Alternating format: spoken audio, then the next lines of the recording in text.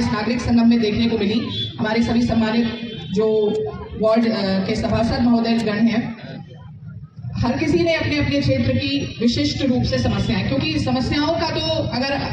Line listing की जाए तो बहुत अनगिनत हो जाती हैं, और एक एक व्यक्तिगत तौर पर शिकायतें और समाधान देखे जाएं तो वो भी हम लोगों ने अलग कर रखा है। किसी की मांग है कि आवास नहीं मिला है, तो किसी का बिजली का बिल संशोधित होना है, इस प्रकार की कुछ व्यक्तिगत तौर पे भी लोगों ने आवेदन किए हैं। लेकिन एक सार्वजनिक जनमानस के लिए रोड, जलापूर्ति, नालियों का साफ सफाई होना, गली झाड़ सफाई होना, नालियों की सफाई केवल फौरी तौर पे, सिर्फ शैलो सफाई ना हो, ऐसी सफाई हो कि जल पलावन की स्थिति से हम लोग पहले ही बचाव और रोकथाम कर पाए। मच्छरों की मतलब जहाँ पे प्रजनन की बहुत ज्यादा गुंजाइश होती है उसको हम कर सकें, तो संचारी रोगों की रोकथाम हो सके।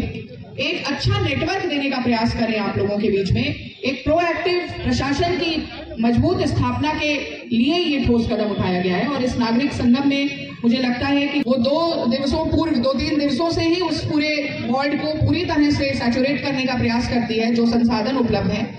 सफाई सबसे पहली चीज है और सबसे बेसिक चीज है। उस पर काम करने के लिए लगती बहुत छोटी सी चीज है कि सफाई तो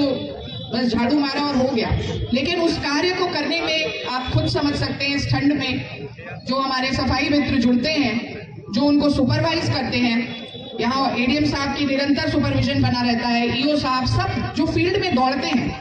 उनको भी कहीं ना कहीं आप लोगों का सहयोग जो है वो बहुत जरूरत है। जो मलबा बहुत लेगेसी के रूप में कई समय से एक जगह पर एकत्रित होता है, रातों रात तो हो नहीं जाता है, हम आप ही उस परिसर को गंदा करते हैं या उसमें गंदगी व्याप्त करते हैं। तो आज ये जो एक सफाई की मुहिम, एक स्वच्छता की अलग जो छिड़ी है, इसकी सार्थकता, इसकी निरंतरता, इसको सतत रूप देने का प्रयास हम लोग करें, और इसमें अपने लिए एक जिम्मेदारी का बोध भी रखें। हर एक जो कार्य योजना बनती है उसके 3 चरण होने चाहिए मुझे लगता है। सबसे पहले हम लोगों से प्रार्थना और आह्वान कर सकते हैं कि भाई ऐसा कार्य मत करिए। प्रे पार्ट होता है, प्रे किया, लोगों को उस प्रचार प्रसार में शामिल किया, लोगों के अंदर जागरूकता की अलग जलाने का प्रयास किया।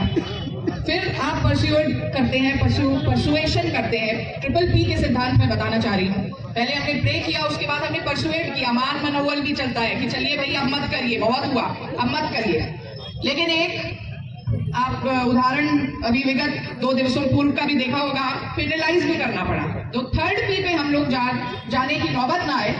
कि हम पेनाल्टी तो बहुत कष्ट होता है, पिंच होता है। तो मैं ये नहीं चाहती हूँ कि हमें पेनाल्टी वाले मोड में जाना पड़े। हम लोग प्रे और परसुएशन, बल्कि प्रे से ही आज इस मंच को मान लीजिए कि ये एक प्रेयर का मंच है, ये आवाहन का मंच है कि साफ सफाई व्यवस्था में अपनी सहभागिता निभाएं। और इस आवाहन को आप लोग यहाँ बहुत संख्या में हैं, लेकिन बहुत सारे लोग जो इस प्रबंधन में अभी शिरकत नहीं कर पाए हैं, उनको भी इस बात के तक पहुँचाएं। सभी सभासद गण हैं, बीच में आपको याद होगा एक स्वच्छता वार्ड प्रोत्साहन समितियां बनी थी। उन समितियों में कुछ ऐसे बुजुर्ग भी शामिल थे, कुछ ऐसे मौजूद लोग शामिल थे, कुछ ऐसे लोग जो जिनको लोग सुना करते हैं। अभी जैसे नमाज हो रही है तो हमारे इन्फ्लुएंशियल रिलीजियस लीडर्स भी उसमें शामिल थे, और उनकी बात से उस क्षेत्र में उसके लोग जो हैं, उस कम्युनिटी के लोग हैं, या जहां भी उनके प्रभाव क्षेत्र के लोग हैं, वो लोग जो हैं उनकी बात को सुनते समझते, और प्रे और परसुएशन का जो मॉडल है उनके माध्यम से सार्थक होता था। तो पेनाल्टी का मॉडल हम लोग नगर पालिका के जो जिम्मेदार हाथ है उन पर छोड़ते हैं, लेकिन मैं चाहूंगी कि इस कार्य में हम लोग एक ऐसी व्यवस्था निर्मित करें, ऐसी व्यवस्था का स्तर की स्थापना करें जिसमें हमें पेनाल्टी इम्पोजिशन तक पहुंचना ही ना पड़े। रही बात आज जिस प्रकार से जो आवेदन पत्र या शिकायत पत्र आए हैं, एक संख्या में पढ़ पाना बहुत मुश्किल है, इसलिए माइक आप लोगों को दिया जा रहा था। तो आपके सार्वजनिक समस्याओं के लिए कुछ एक समस्याओं पर आज ही हम लोगों ने टीम्स को मोबिलाइज किया। अभी एक व्यक्ति मेरे पास आए थे जो मुझे एग्जाम्पल भी दे रहे थे कि देखिए मैम, कल आप गई थी, वही शाम को बुलडोजर वगैरह आप लोगों ने चलवा दिया, और एक शिकायत मैं पिछले 3-4 महीनों से कर रहा हूँ और वो अभी तक नहीं हुई है। तो कहीं ना कहीं हम सब भी इस बात को मानते हैं कि हम लोगों की कार्य की व्यस्तता और बहुत सारे कार्यों के होने के कारण प्राथमिकताएं कई बार इधर उधर होती हैं। तो आज उनका जरूर टेकअप कर लीजिएगा। भाई उनके यहाँ पे भी घर के सामने कोई कुआं है, उस पर कब्जा है, बताते हैं अवैध कब्जा है, उसको जरूर हटना चाहिए। एक दिक्कत मुझे जो लग रही है, जिस पर मैं बार बार मतलब हम सब लोग प्रयास कर रहे हैं, हम सब उससे जूझ रहे हैं। जाम का जो एक प्रॉब्लम है वो खास तौर पे महिला अस्पताल से इस रोड पर जब हम लोग आते हैं, ये आज के एक प्रकरण आया भी है, कई बार वो शाम को अभियान चलता है और अगले दिन वही परिस्थिति उत्पन्न हो जाती है और लोग जो हैं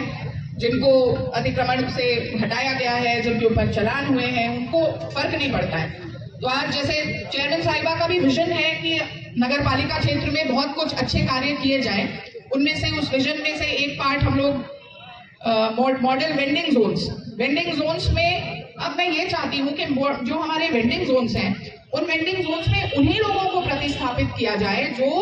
अलग अलग जगहों पर ठेले कुंजे लगा रहे हैं। जैसे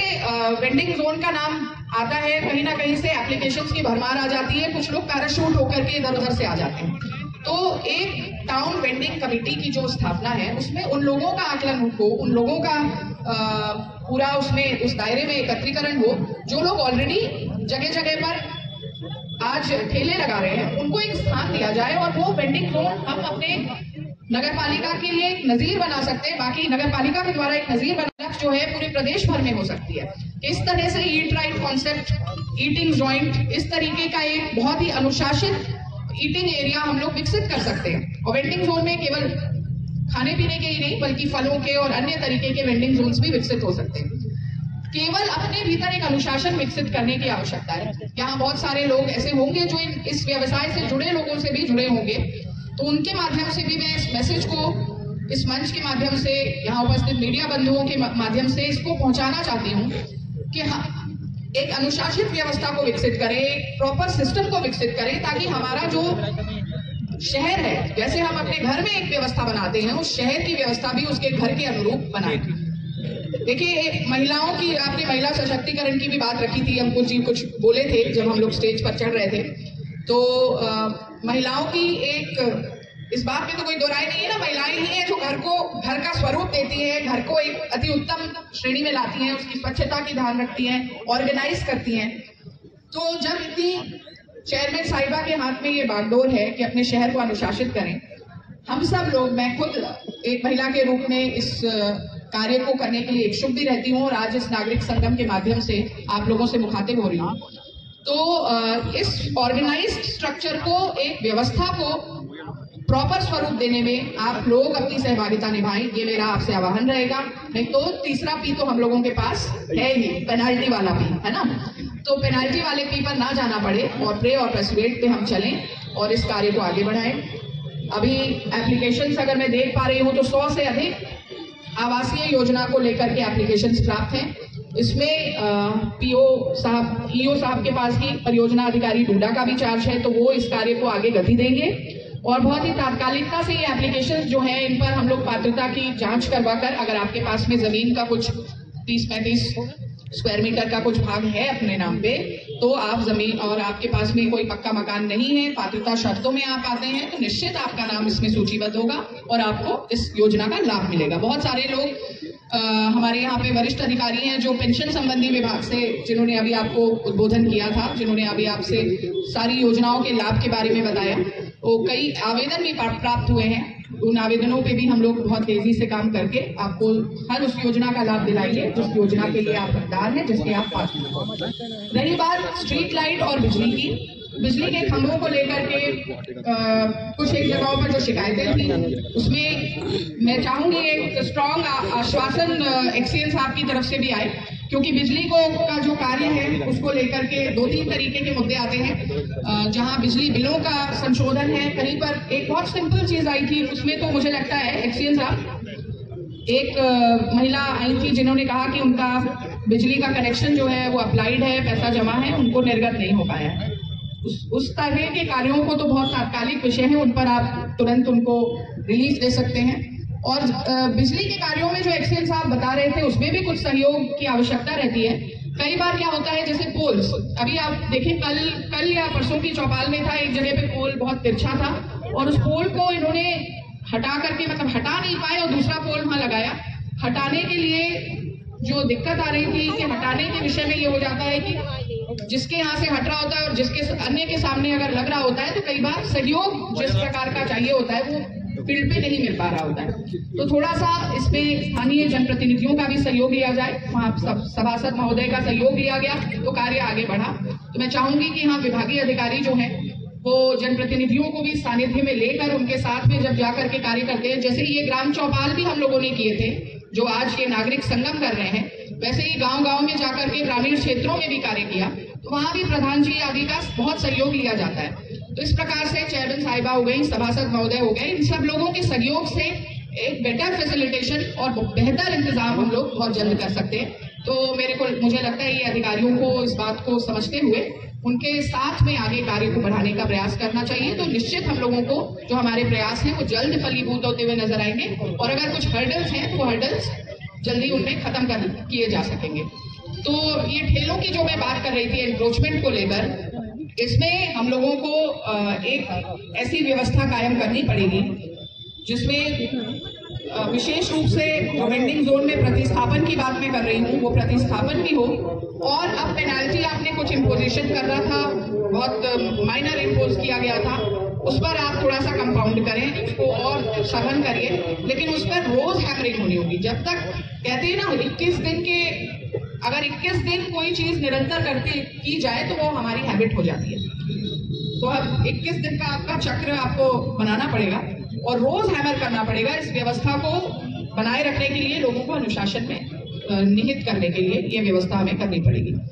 तो इन बातों के साथ ये जो प्रांगण है, निश्चित यहाँ पर इस प्रांगण के पीछे बहुत ही प्राचीन एक टेम्पल भी है, और वहीं दूसरी तरफ नागरिक संगम का इससे बेहतर कोई उदाहरण नहीं हो सकता कि एक तरफ हमारे मुस्लिम समुदाय की भी लेन है, उनके बहुत लोग यहाँ पर रहते हैं, और एक तरफ मंदिर है। तो ये गंगा जमुनी तहजीब का एक नमूना और गंगा जमुनी तहजीब का एक प्रतिबिंब यहाँ